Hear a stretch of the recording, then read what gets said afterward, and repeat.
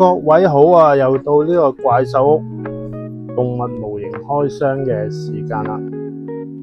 今日咧就揾貨嘅時候咧就揾到有一套恐龍扭蛋，咁啊唔係新噶啦，就係 Bandai 生物百科圖鑑系列嘅恐龍02啊，即係第二彈嚟噶啦。而家最新出到第三彈，咁我發覺第二彈咧我都原來冇開過隻蛋嘅喎，咁啊開咗其中有一兩隻開咗嘅啫。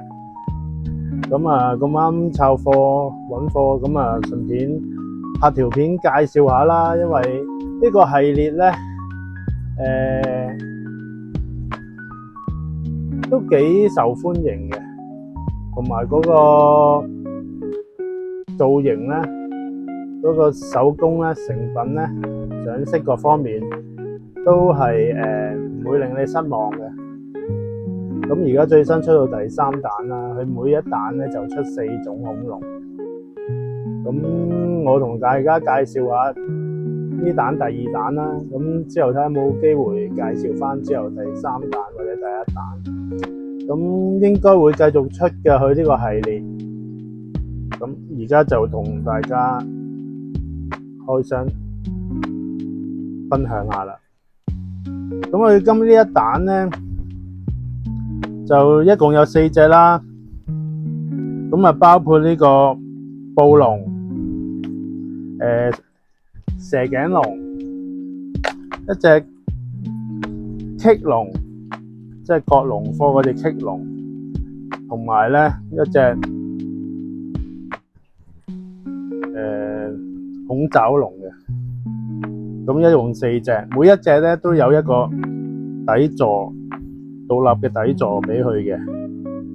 咁第一彈嗰陣時咧，佢就出咗4隻，咁嗰陣時都好靚嘅，我覺得佢第一彈佢嗰陣時就出咗暴龍啦、蒼龍啦，仲有一隻侏羅紀入邊嗰隻棘龍啦，即係棘背龍，同埋一隻三角龍嘅。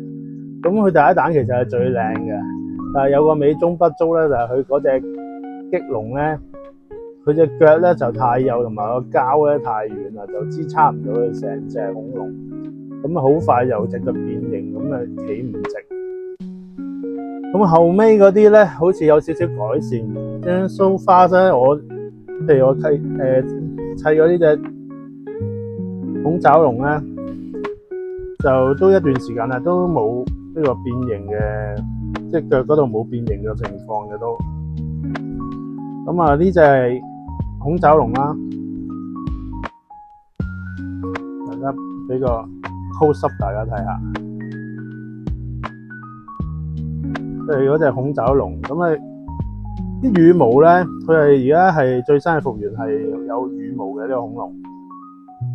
咁個羽毛嗰個做法咧都好細緻啊，即係嗰個一塊一塊咁嘅羽毛咁樣雕刻出嚟嘅。咁佢加上咧有一個木嘅底座，即係膠做嘅，但係木頭嘅情景底座咧，咁令到佢成個扭蛋咧嗰個可觀性咧就高咗好多。同埋佢呢個尾部咧，佢係連接可以砌落棵樹度，咁啊令到佢冇咁容易變形啦隻腳，即係分散咗佢嗰個重量。咁大家睇到呢個速龍，其實嗰個形態同埋嗰個動態都係好靚，即係好有動感嘅。咁佢咁大一隻扭蛋，個 size 大概咧個長度都有成12 cm 嘅，咁係比較大嘅扭蛋。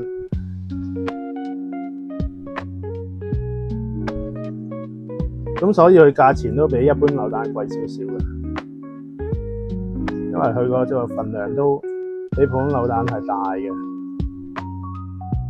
咁啊，第一隻呢隻係恐爪龍啦，第一隻。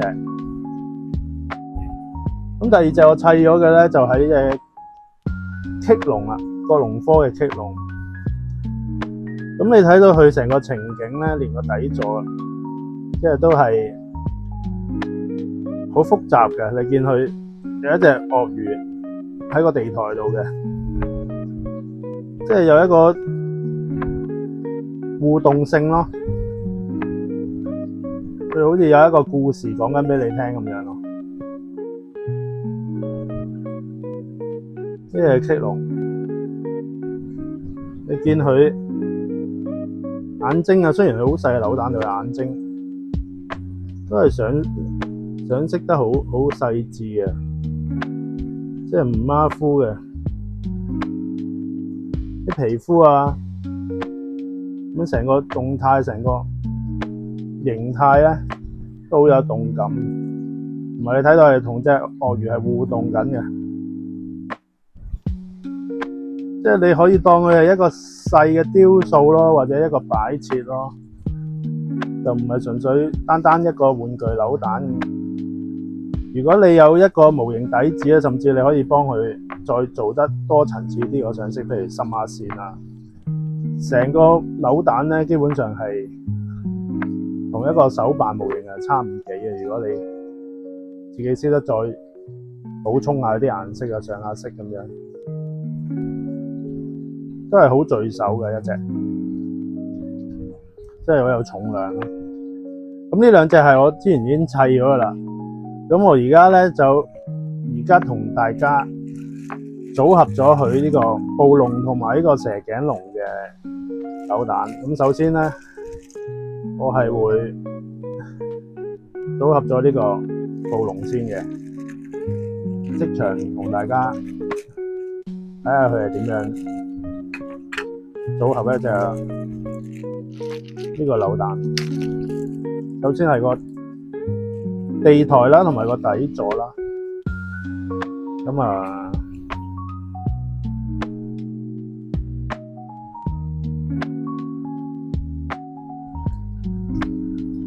將佢裝上去啦。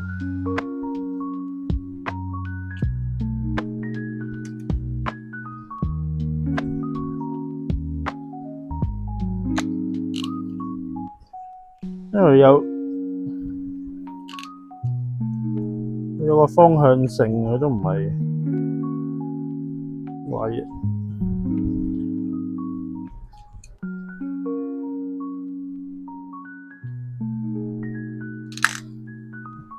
都要有啲技巧，個位置先裝得啱。咁呢個係佢個本體啦。咁佢將隻暴龍斬開3部分，因為如果唔係咁樣咧，佢就放唔到入呢個扭蛋殼入邊。但係佢嗰個雖然佢分咗模咧，但係佢砌咗之後咧，我覺得個分模線咧都可以接受嘅，唔係話太明顯，即係唔會話好影響佢嗰個觀感嘅。大家砌咗俾大家睇啦。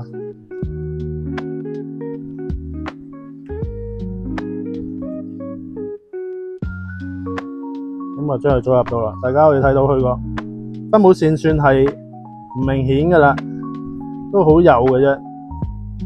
同埋個顏色唔會話分開一差太遠嘅。啲牙齒咧咁細嘅模型嚟講咧，都算係做得好好㗎啦。上色都好有層次嘅。咁啊，將佢組合裝落個底座度先。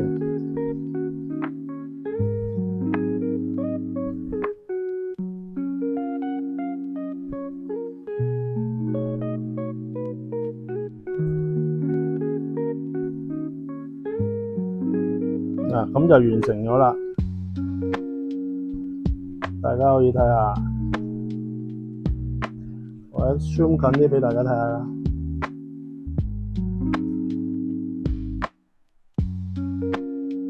咁咪暴龍就完成啦。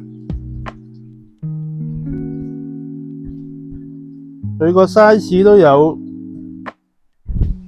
12到13 cm 嘅，最少都。即係算扭蛋嚟講唔算細㗎啦，都算係個尺寸好大嘅扭蛋嚟㗎啦。咁呢個第3隻啦。咁最後咧，同大家砌埋呢個蛇頸龍啦。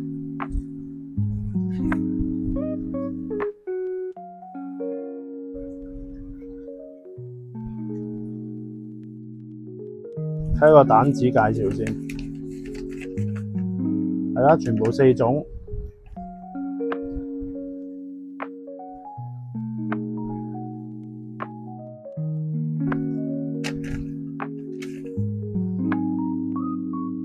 咁我呢個蛇頸龍應該係商業日本嗰個原產，即係嗰個蛇頸龍啊，商業鈴木龍啊，應該係我冇記錯嘅就係啦。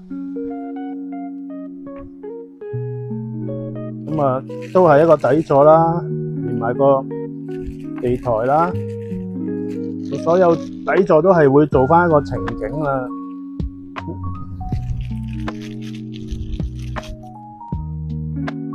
咁啊，一個海底嘅岩石啦，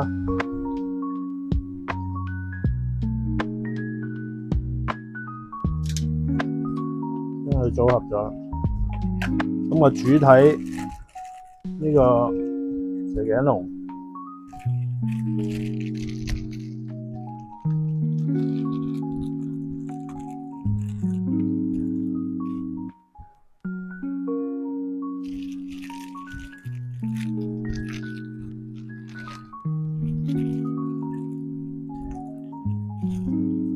呢個商業鈴木龍咧，應該係日本嘅獨有嘅蛇頸龍科嚟嘅。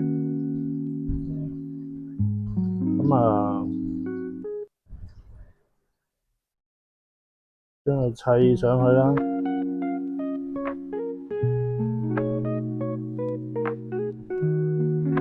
我得啦，你見嗰個分母線咧做得幾好嘅，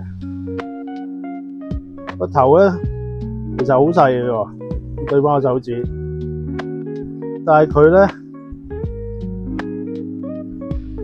都做得好細緻嘅喎，係咪啊？啲牙齒眼睛都，你睇淨睇到我啲手指紋啊，細到。以咁細嘅扭蛋嚟講咧，我覺得已經做得好好。咁蛇頸龍本身身體唔會話好多顏色嘅咁，但係佢個層次都做翻都好，即係好豐富嘅。咁將佢組裝上呢個底座，咁就完成㗎啦。咁啊，完成咗成個情景係咁樣啦，係一隻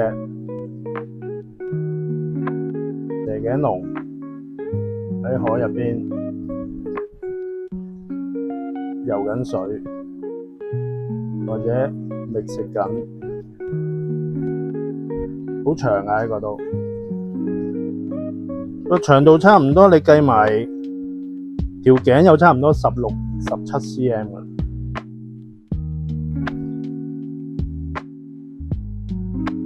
係咪？咁所以呢個系列咧，我就覺得可以值得大家去收藏，因為佢係幾有誠意嘅。雖然第3彈咧係有啲跌咗喎，即係第3彈啲上色我就唔係好中意嘅，有啲唔係太自然啊啲色彩。但係第3彈佢有隻好似撞火龍嘅咩啊？偷蛋龍科嘅，我覺得幾靚嘅，個羽毛都做得幾好。另外就有隻唔知釘背龍啊、肯龍啦，同埋一個二達龍。